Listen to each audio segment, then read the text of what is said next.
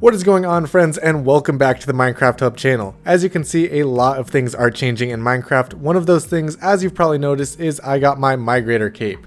So migrate your account as soon as Mojang tells you to, and you can rock this cape as well. Speaking of changes, 1.18 is the next update for Minecraft, and it is absolutely massive. So much to the overall game of Minecraft is changing, and in my opinion, it's for the better. But of course, with so many changes, we have a lot to talk about. So I'm going to timestamp this video with all the different changes we're talking about, so you can skip to whichever one you're most interested in. World generation being the overall focus of the Caves and Cliffs update has been getting a lot of experimental snapshots recently that is playing around with how exactly Mojang is going to go about these changes. The build height of the world is increasing significantly, and so are the cliffs that accompany it. On the other hand, the bedrock level is being moved all the way from Y0 down to Y-64, a whole 64 blocks down from where it used to be, and with that the deep slate blobs are going down as well, and that bottom 64 layers is going to be completely deep slate and ores. To fit these changes to the world limits, a lot about the generation of the world has to change. The best way to do that is not only new biomes such as the lush caves, stony peaks, and the deep dark, which we're going to talk about more later in this video, but also the total world generation that we have now has to change. We will of course still find plains and jungles as we have them now, but we're also going to find savannas that tower way above anything you've ever seen, or snowy mountains that make the old mountains look like tiny hills. So let's start talking about these changes and what it means for other parts of the game and the player. The first thing we're going to talk about today is the thing we know most about, and that is world generation. So first up, the world limits themselves are being extended a total of 128 blocks, 64 blocks up and 64 blocks down, making the new build limits Y-64 and Y320. This is obviously a massive change that is going to affect the overall performance of the game, and they'll be doing as much optimization as possible before it comes out later this year. Hopefully post-optimization, players shouldn't have any trouble with the new world limits, but it is something that everybody really needs to think about. So these new world limits are to fit the additions to the namesake of the update into the game, and that is caves and cliffs. There are a ton of different caves and biomes now, including lush caves, dripstone caves, and the deep dark, but also even the normal caves themselves are completely changing size and shape. We will now find small noodle caves to massive domes that are filled with mobs and possibly even water, which leads us into the localized water levels portion. This is somewhat small change that looks amazing in the new update. Localized water levels and aquifers means you will find caves filled with water and also different water levels between aquifers. In my opinion, this is such a cool feature and adds a very unique element to the game, and is something I'm definitely very excited for. Enough about the caves for now, let's talk about the cliffs. At this point in time, the cliffs will max out at about Y260 and then they'll plateau off, giving the players a ton of room to build on top of them. If they do make any other changes to the heights of these cliffs, it won't be to make them any taller, but rather change the plateau feature. Instead of making them flat, they'll make them a little pointier, things like that. However, so far from the worlds I've toured, this is a really good look and makes cliffs an excellent spot to build some crazy things.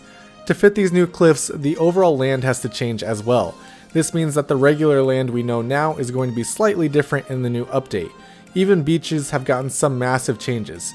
They are now sandier on some parts and stonier on others. While so far I do really like the new sandy beaches, I'm not a huge fan of the stone covered ones. Now let's talk about something I've mentioned a couple times so far throughout the video, the deep dark. This is bringing an interesting new biome to the game that you'll find only in the deepest caves down way towards Y-64. It not only brings with it a terrifying new mob, but also some blocks that will completely change redstone as we know it. As much as we'd like to think that the deep dark has been worked on since it was announced last year, the reality is it was put off until the completion of 1.17, so we don't get to test anything yet. However, some leaks have been found in the bedrock files that point to the deep dark biome having a darkness effect on the player.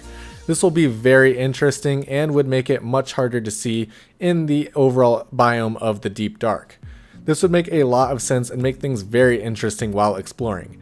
As far as the new mob goes, the Warden is an absolute unit to say the least. In the teaser Mojang released at Minecraft Live last year, it managed to kill King B-Dogs in 2 hits while he was wearing full netherite armor. As scary as this seems, there are some things to remember about the Warden. It is a blind mob and cannot see you as long as you don't move or are crouched. Crouching will reduce the noise that you make, and without being able to hear you, the Warden will not be able to find you. Apart from simply not moving or crouching, you can also throw snowballs or other items that make noise happen far away from you to distract the Warden so it doesn't attack you.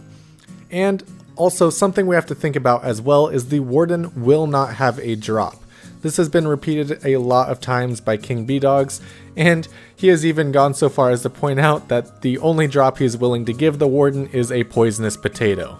Considering the Warden doesn't have a drop, unless you're trophy hunting, there is really no reason to go after or kill the Warden.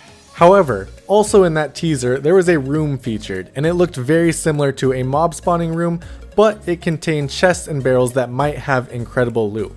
Really nothing has been said about these loot rooms since the teaser trailer dropped at Minecraft Live last year, but we can assume that there will be some pretty good loot in those chests, and it might be worth sneaking around the Warden to actually make it to that loot room.